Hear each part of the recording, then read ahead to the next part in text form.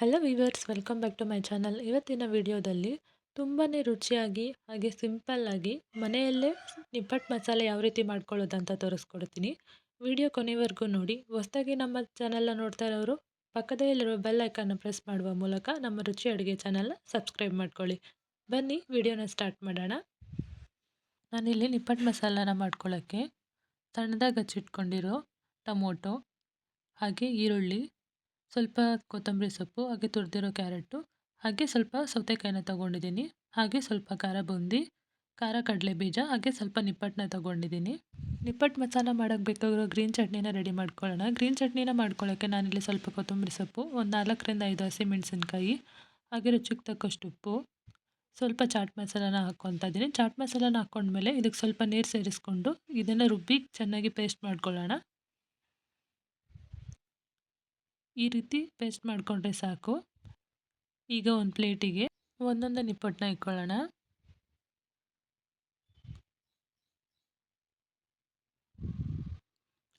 ನಿಪ್ಪಟ್ಟೆಲ್ಲ ಈ ಪ್ಲೇಟಿಗೆ ಇಕ್ಕಾದ್ಮೇಲೆ ಸ್ವಲ್ಪ ರುಚಿಗೆ ತಕ್ಕಷ್ಟು ಉಪ್ಪು ಕೂಡ ಸೇರಿಸೋಣ ನಿಪ್ಪಟ್ಟಿಗೆ.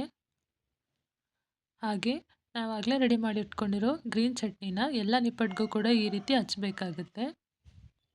ಎಲ್ಲ ನಿಪ್ಪಟ್ಟಿಗೂ ಗ್ರೀನ್ ಚಟ್ನಿನ ಹಾಕ್ಕೊಂಡ್ಮೇಲೆ ಸಣ್ಣದಾಗಿ ಹಚ್ಚಿಟ್ಕೊಂಡಿರೋ ಸೌತೆಕಾಯಿ ಕೂಡ ಈ ನಿಪ್ಪಟ್ಟು ಮೇಲೆ ಈ ರೀತಿ ಇಕ್ಕೊತಾ ಇದ್ದೀನಿ. ಇದೇ ರೀತಿ ನೀವು ಎಲ್ಲ ನಿಪ್ಪಟ್ಟಿಗೂ ಕೂಡ ಇಕ್ಕೋಬೇಕಾಗುತ್ತೆ.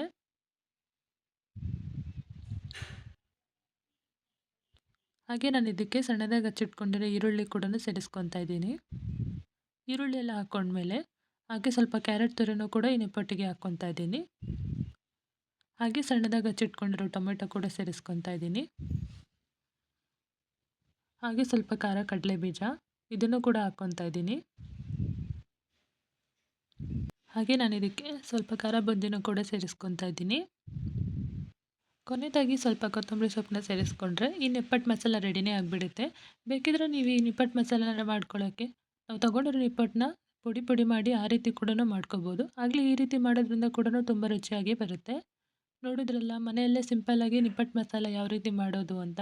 ಈ ವಿಡಿಯೋ ನಿಮಗೆ ಇಷ್ಟ ಆಗಿದ್ದಲ್ಲಿ ಲೈಕ್ ಮಾಡಿ, ಶೇರ್ ಮಾಡಿ, ಕಮೆಂಟ್ ಮಾಡಿ, ಹಾಗೆ ನಮ್ಮ ರುಚಿ ಅಡುಗೆ ಚಾನಲ್ ಸಬ್ಸ್ಕ್ರೈಬ್ ಮಾಡ್ಕೊಳ್ಳಿ. Thank you.